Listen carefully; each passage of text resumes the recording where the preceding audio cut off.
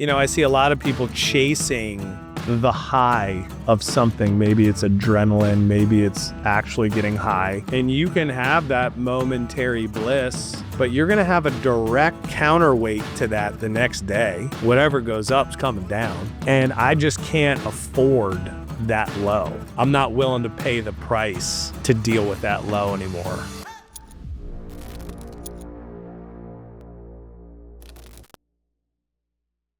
AI, everybody's talking about it. I think for entrepreneurs, it really helps in a certain degree, but it's also a little bit too easy to get started. The concept of barriers to entry, I think, are an interesting topic as it applies to AI, because it's almost a test. How committed are you to this idea? How hard are you willing to go, and how hard are you willing to work to get this idea off the ground? And now, you put in there, give me categorical data on the shoe industry. What gaps are currently in the shoe industry? Give me top manufacturers and just next thing you know, you got a shoe company and you're talking to a turnkey co-packer. And, that's, in one sense, that's freaking awesome. And in another sense, it's almost a little too easy. So now everybody and their mother can start a shoe company. And so what's going to happen from a quality perspective? Does it get better or does it get worse? I think the one thing that I see is that I'm bombarded with products and I don't know the quality levels anymore. There used to be this kind of minimum requirement where it's like, if you made it to some point, you have at least taken the time to put the work and R&D in and done the quality testing. And now, I don't know, you buy some shit off Amazon, it shows up and it's a piece of shit. But then on the flip side, you get something from Amazon and it's a random brand you never heard of and you're targeted because of some algorithm and it's the greatest product you've ever had. So I think AI at the end of the day is a net positive. It really helps me from a tone perspective. So if I need to send a letter or a note or an email to someone that is overly sensitive or likes small talk, and that's not my cup of tea, I can say, hey, take my note and make it softer so it's not as offensive. So I think that part's pretty funny, because now I can send some very sensitive, thoughtful emails to people I otherwise wouldn't be able to send. But overall, from a legal perspective, awesome. You can get a lot of insights quickly. Categorical data perspective of what's going on in the world, from an industry perspective and competitors and SWOT analyses and all that good stuff. Awesome. I mean, in our first business, everything opened up to us when we were able to buy this industry data on the salad dressing set. What is creamy dressings? What are they doing in sales versus vinaigrettes and this, that, and the other? I think we paid $200,000 for access to this data. And now I can put it in frickin' Grok or Chat GPT and do some deep research on it and have the most in-depth analysis of all time. That part's awesome. But at the same time, I do think in certain instances, it's almost too easy where there is no pressure test to see how badly you actually want this business or this product. And so we'll see how that shakes out over time. I was interested in the fake it until you make it type of thing. Is that almost like the same thing as using AI? Yeah, I mean, fake it till you make it for me is more, when I think about that, it's more tied to imposter syndrome. And so it's projecting the image or the company or the brand that you're currently in pursuit of creating or being. And so fake it till you make it. It's like, okay, we were a little brand in the beginning in like 10 stores and we wanted to be in 100 stores. So we, projected like we were much bigger. And then it became a self-fulfilling prophecy that we were. So we had done all of the requirements to get to 100 stores. We just weren't in 100 stores yet. So we were faking it until we were actually able to make it. Again, I think statistically, all of the data points are going to remain the same on companies that make it versus don't make it, because now we have this freedom of information. There's no barriers to getting any of this info. There's no barriers to getting images created or marketing plans or setting up AI bots or whatever the hell is going on. And so then it really comes down to persistency and the ability to wake up every fucking day and grind. And I think what I have seen in this kind of like AI world, the digital world, the social media world, is like the distractions are just getting greater and greater and greater and more potent and more potent and more potent. And at the end of the day, the people that succeed and survive are racehorses with blinders on. And I just think that that is statistically correct. And it's going to shake out very close to the way it's always shaken out. I do think it's going to help some people that maybe don't have the money to pay a lawyer to set something up, or need an answer to a question that they just otherwise couldn't find before, or need a business plan that needs to be airtight, and they need AI's help to do that. Yes, I think that, people are going to be able to start a little bit easier. But for me, and probably you, because we've been together a very long time building brands and companies, that's the easiest part, is the start. Come on. That's the most fun, most energetic, most creative, most kind of enthusiastic. Like, the world is your oyster. That's the fucking easy shit. It's buying all of the minimums, getting them on the shelf, convincing people to buy it, putting in place a marketing plan that breaks through the noise, maintaining quality, hiring people, dealing with bullshit, dealing with trucking. That's the stuff that fucking sucks. And AI is not going to really help with that. Like, yes, it's going to make resources available to you. But for us, it was never the start.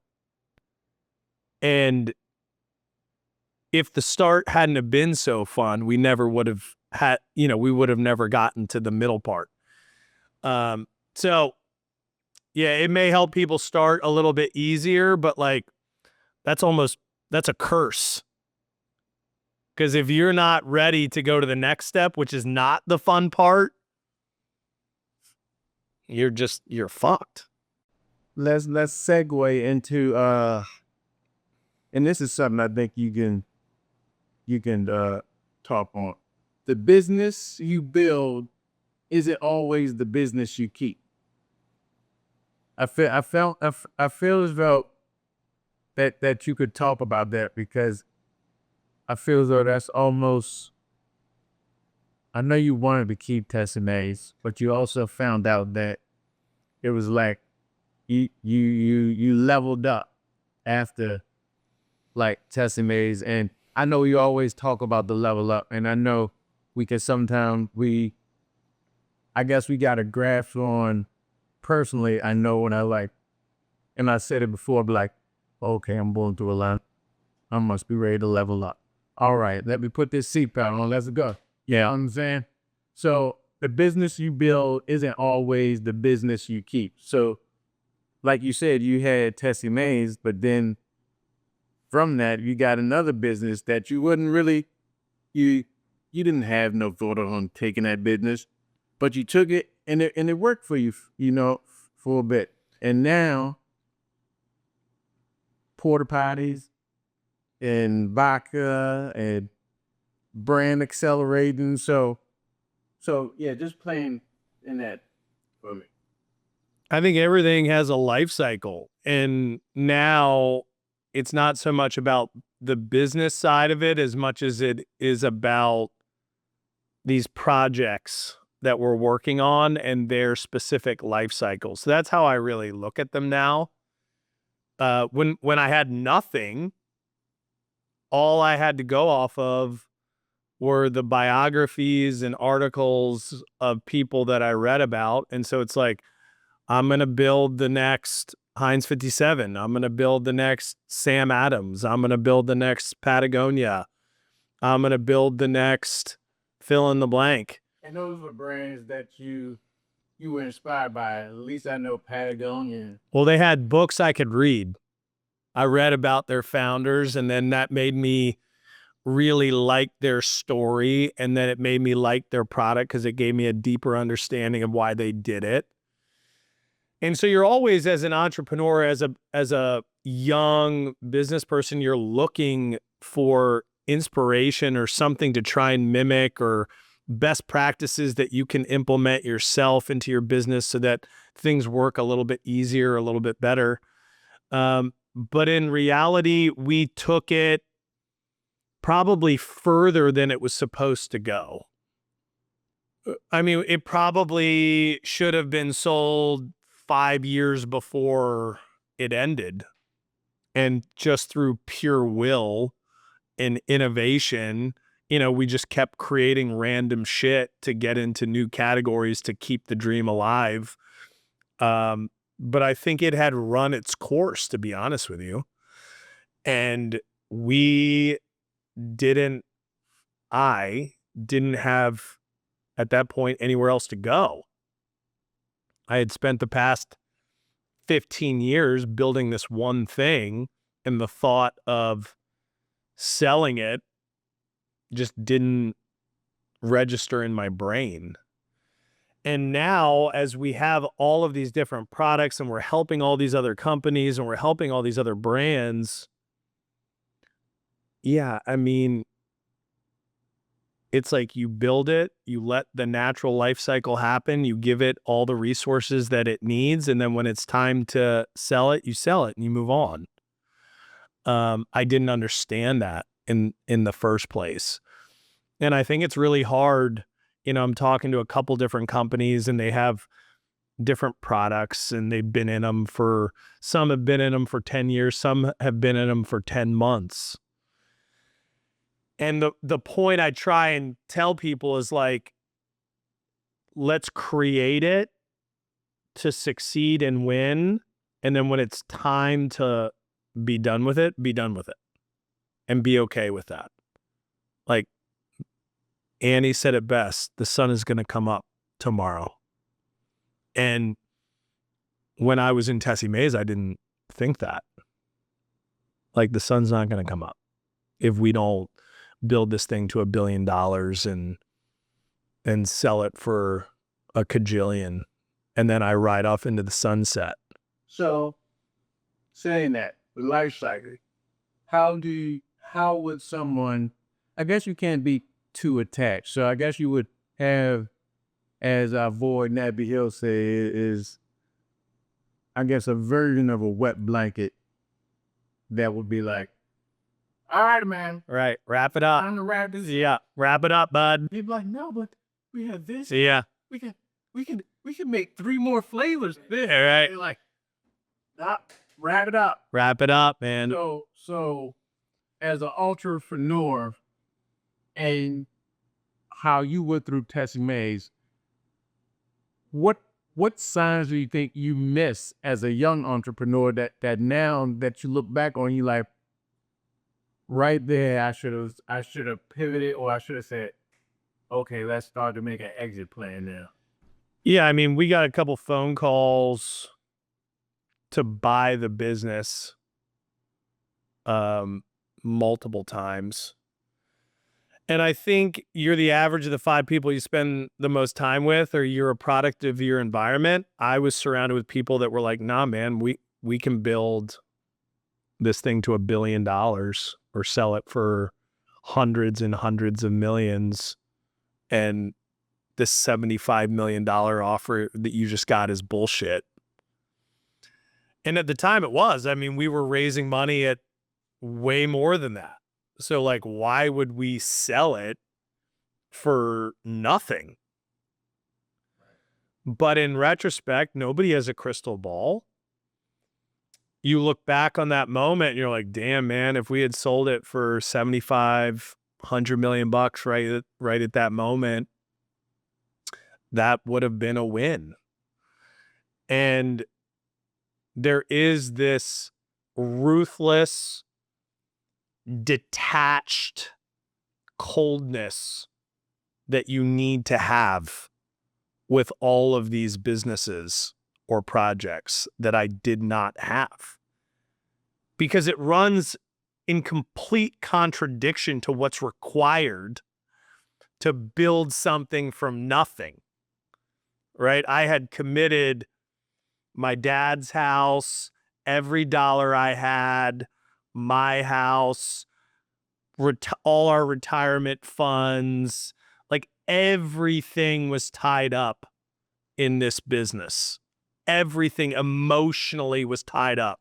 That was how I led, right? Through passion and leading by example and treating other people how you want to be treated and injecting our core values into the product. And you hear people, all the time say when they get a dish of food, they know if it was made with love or not. That was our brand, right? We made a lifestyle brand out of something that was stupid, salad dressing. So to be able to then be so ruthlessly detached from it, to know the moment it's time to get out is, I mean, that's a paradox. I now have the ability to do that because I'm not emotionally tied to any of this shit anymore, right? Like, they're fun. We enjoy building them. They have energy and positivity and passion behind them. But at the same time, if somebody calls tomorrow and goes, I'll buy Tushies for 10 million bucks, see ya. I'll buy Quenchers for 50 million bucks, see ya. Like, I'm out. So how many offers did you get from Tessie Mays that you look back on? Because I heard you. Oh, we got so many. Like, but over the course of, nobody gave a shit in the first 3 or 4 years.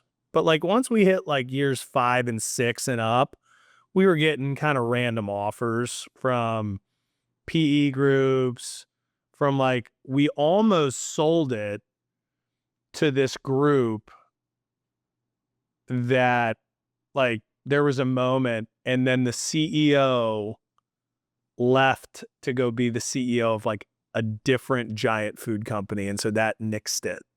But we were on like the finish line with one group where we thought that was actually going to actually happen. And then we got another kind of lowball offer when we were raising money at something much higher. But I mean, all in all, we probably got 15 different offers during that time, none of which kind of were in the ballpark. And so, we took them to the board and, hey, these people want to invest XYZ at this valuation. They're like, no. Or, hey, they want to buy us for this. Board as well. So it wasn't like it was, and people think that at one point, entrepreneur, I built this company. I'm going to say, Right. What goes I'm down. going to say what goes and what stays.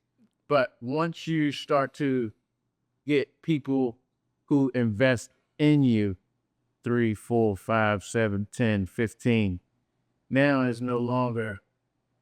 I mean, at the end, So could, for instance, could you like, all right, all you guys can have the company, each of you give me $3 million and I'm out and y'all can have it.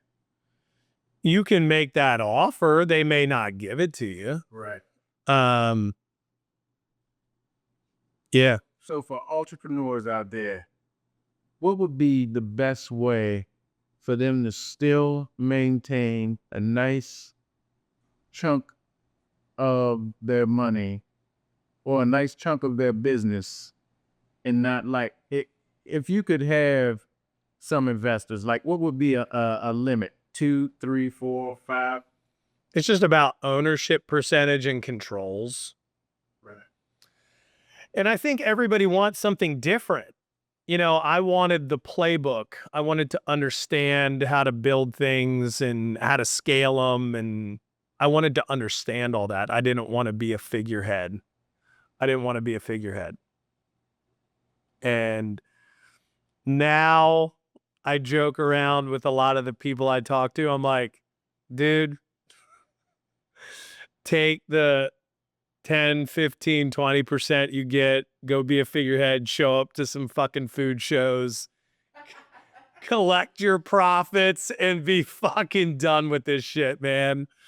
You know, I went on, so you said, you know, I started, if you want, give me my 20% and fly me around, and I'll just say, yes. Yeah, dude. Mom, me and my mom. Yeah. This is a picture of us. You want an autograph? Yeah, that's me in Ink Magazine. Isn't that cool? All right, see ya. Oh, We were out not there. gonna worry about none of that other stuff. Dude, we were in freaking Essex, Maryland, manufacturing shit with crackheads fighting in the warehouse, breaking in the middle of the night, high on heroin, pouring bleach on the floor scrubber, turning it into a mustard bomb. I mean, the memories are obviously hilarious, and now we know how to manufacture anything, and we know how to, you know, deal with all that stuff on a mass scale. But most people are not built for that, and that's hard. And I enjoy doing hard things, but again, everything has its season and everything has its cycle. And, you know, my cycle of running giant manufacturing operations and dealing with all that bullshit is limited. And now I pick and choose how I do it and when I do it, and because it will beat you to the ground and it will keep you there as long as you let it. You get used to the most painful suffering imaginable, and you ignore the signs because you're getting used to this pain cave that you're in. You build a thick skin. You build a thick skin and then you rationalize it and you make it a routine. You know, how we got through the turnaround in 2017 was like, I figured out little indicators of like what my perfect day could be. And then I just made sure those happened every day, regardless of how bad the day was. A sunrise, breakfast with my kids, a workout, journaling for a little bit, dinner. And it was like, okay, that's a perfect day. Now I would try and get a laugh in. If I could laugh once a day, that's good. Because like there's days where you're just like not laughing or smiling for days on end. Yeah, I find myself sometimes that way, and I try to flip it around where I just be, I don't know, I'd be in the house, I'm like, Abel might make me do something I don't feel like doing. Yeah. And then I'll be like, then I'll just be upset, and then that might just carry on like why am I upset with? Well, it's like I haven't smiled in a week. Yeah, I was like, Why am I doing that? I haven't laughed. Right. But also getting back to what you say, finding your little things Yeah, your perfect day. for your perfect day.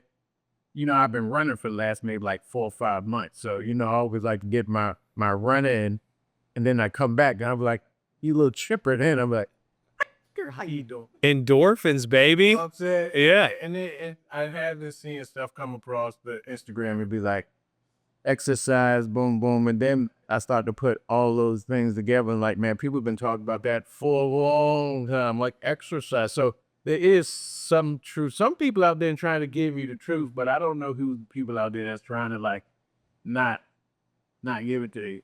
Well, I think they're trying to overly complicate the truth. Right. That's always been my problem is like you have a set of facts that work. And then this goes back to the distraction side of things. People are like, no, you need to do this shit in a day and this and that and this and that and this and that. You're like, yeah, I'm pretty sure it's just like get a good workout in, wake up early, journal, pray, take an ice bath, get in a sauna, see your family, work towards something of purpose, eat dinner, go to bed early, and that's it. You do that, you're going to be as close to happy Right. as you can physically get. Because I've also,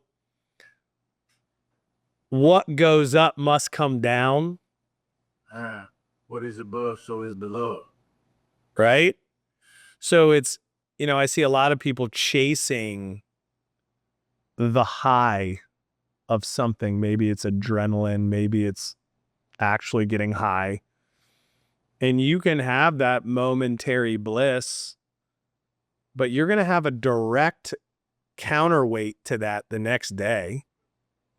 Whatever goes up's coming down. Whatever goes high is coming low. And I just can't afford that low. I'm not willing to pay the price to deal with that low anymore. Talk to the camera. I just read a statistic that leg strength dictates mental sharpness and clarity as you get older.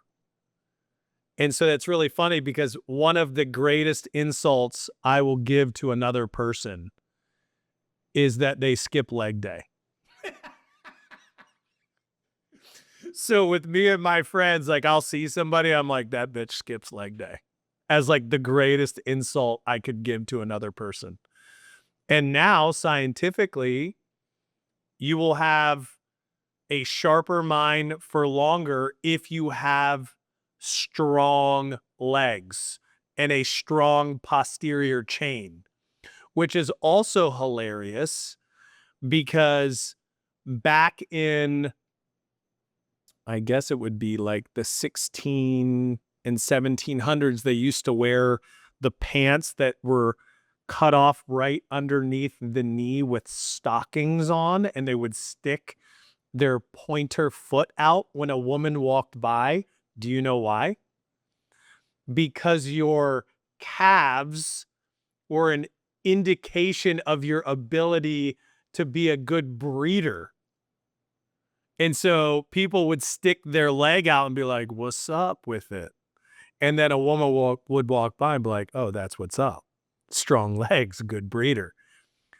And it's like so many of these kind of immortal truths we have always known, but we live in this really weird time where we're trying to rationalize mediocrity.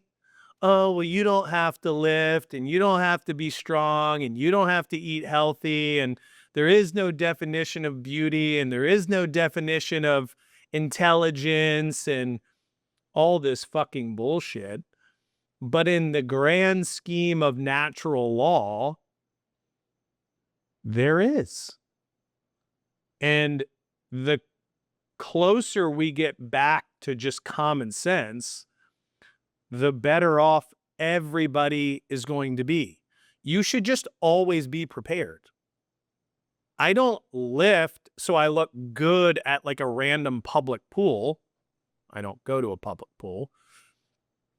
I lift because if anything ever happens as a dad or as a leader of something, I need to be prepared to help in some way, shape, or form. And last month that happened. I was at a lacrosse tournament and I hear this giant kaboom and people start running and I open my door and they're screaming.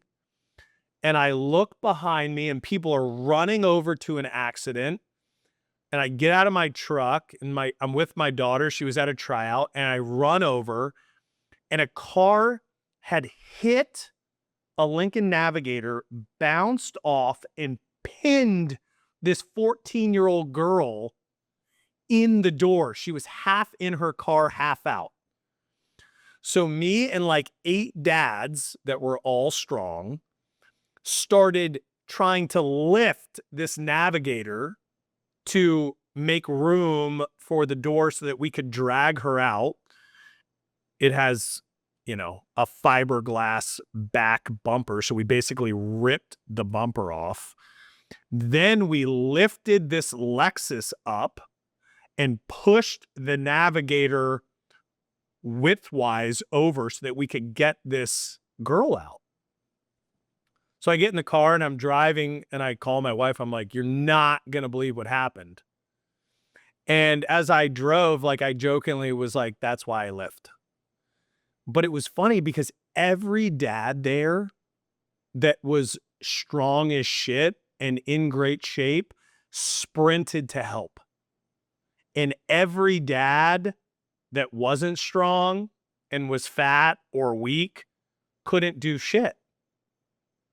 And this again goes back to the times of like a woman walks by and it's 16 whatever, you stick out your leg and you flex your calf.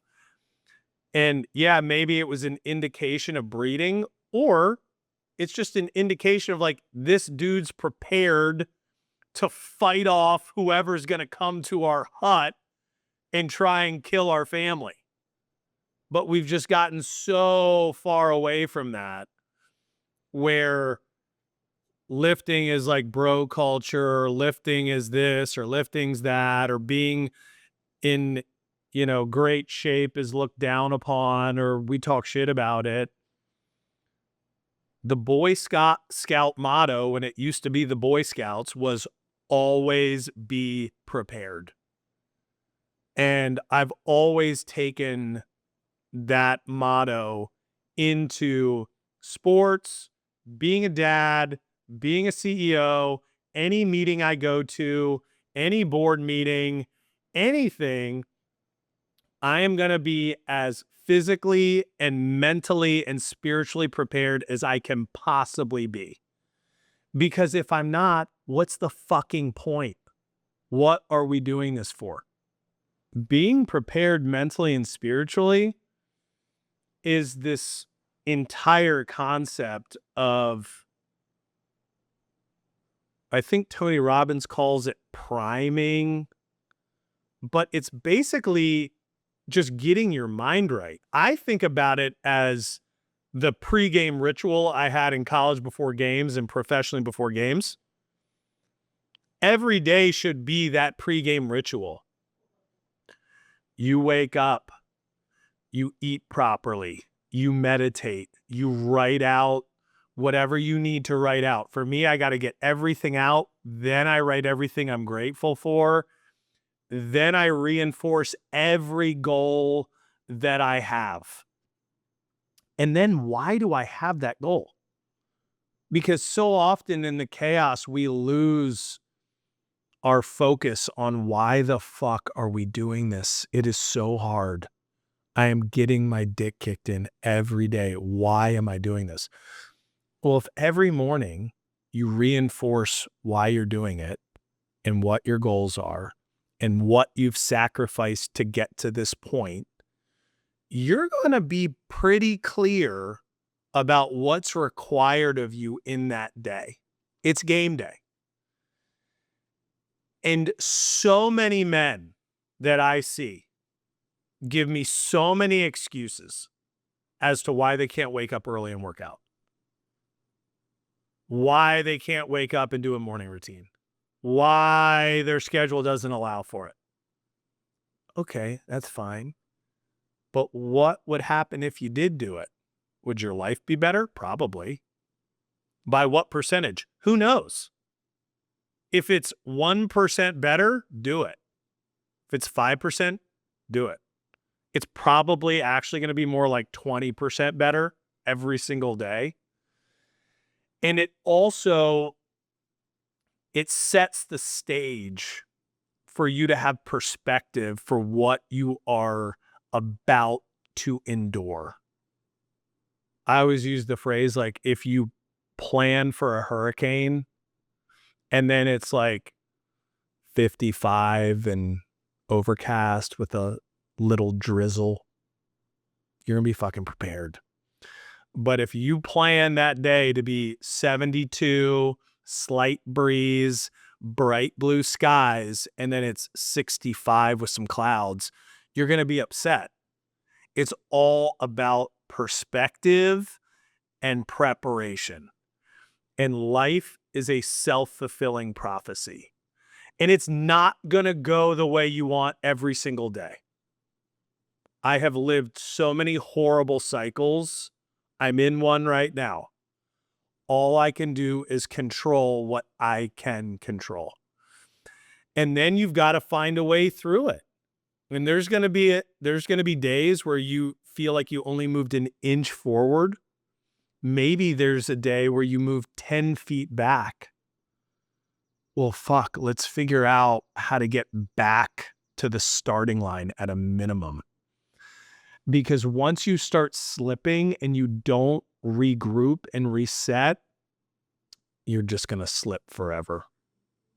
And it really is, to a certain degree, within your control. Viktor Frankl has a great saying, which is like, the only thing you can control in your life is the moment in between an event and your response. There's like a little moment in there. And that's the only thing that you get to control, which is almost like that micro moment of preparation before your response. Spiritually, it's this concept of reminding yourself that everything I just said is only a part of it. The rest of it is up to God and his plan, and it is written. And so, yes, you're going to have to do all that stuff, but then it's not going to be on your timeline that you want. And what I've actually found is God gives you everything you want when you don't need it anymore. How do you do with that? It fucking sucks. It sucks. Everything you want, everything you pray for, oh, I need this money by this day, it ain't coming on that day. I need this event to happen by this timeline, it's not happening on that time. I want to be in these magazines and on these TV shows, and I want to do this, it's not happening. You'll get all those offers when you don't give a shit anymore. It's a part of the journey, and you have to be prepared to accept all of it and handle all of it. And I think when you really want something, you're probably not prepared to accept it. And that's probably why you want it. Your journey cannot be tied to the outcome. It needs to be this like deep, philosophical, spiritual. It's almost like a Buddhist sand painting where they spend a month, 2 months, 3 months making the most elaborate, beautiful thing you've ever seen in your life out of sand. And then they look at it for, I don't know, a minute. And then,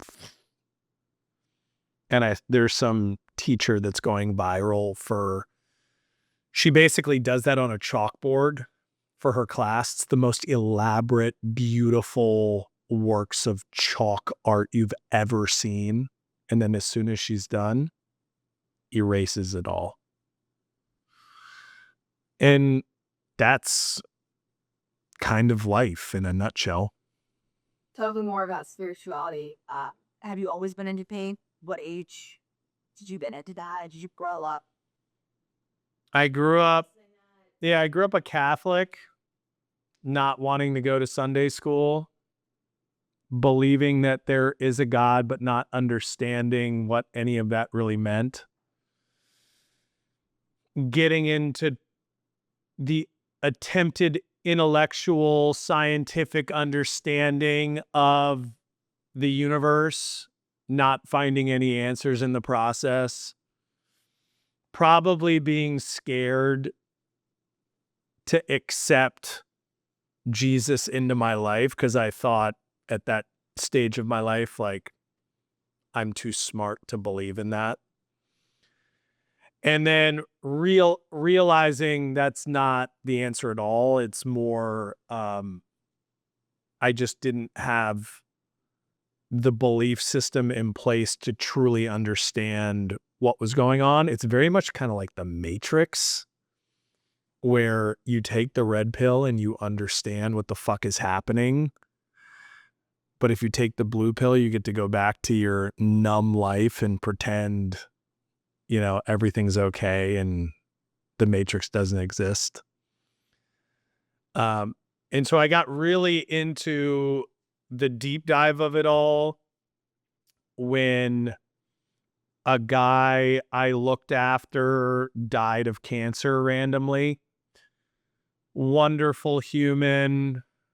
Kind of watched over him since I was in first grade. And, he died out of the blue. Never had a girlfriend, never married, still lived with his parents. And I just was like, there better be a heaven for this dude. He looked at you as like an older brother. I think he looked at me like a partner in crime. He was a special individual. And so I started reading some books, a bunch of stuff written by C.S. Lewis, read A Return to the God Hypothesis by, I think it was Stephen Meyer is his name. And just in that process, realized that I didn't actually have an unwavering faith. I had like a faith in myself, but not a higher belief in the journey. And I think that was what was missing, because I was trying to do too much myself instead of letting things unfold the way they were supposed to unfold. And so that's been a part of my life now since he died in 2021. So since then, and it's helped me a lot. I have more peace. I have less anxiety. My problems have not gone away. I think that's a giant misconception. But really kind of understanding that it is written and you're only a co-author. You're not the only author of your story. Because I think it's like the reactions to those moments of like, are you going to continue to persevere or are you not? And then what kind of extreme action are you going to take to try and, that movie Sliding Doors? It's like, what door do you go through versus not? And then how does that completely change your trajectory or not? it gives me daily perspective that life is hard and that I'm not in control and that it is written. So whether or not it's good or bad, that's what's supposed to happen. And it's a part of a bigger plan that I don't understand. And that is helpful. Because when you're a CEO, you want to be in control. You want your plans to be executed at a high level. You want your metrics to be hit. You don't want to take excuses. You want productivity to the max. That's still important. I think it just gives perspective and meaning to the stuff that doesn't go right.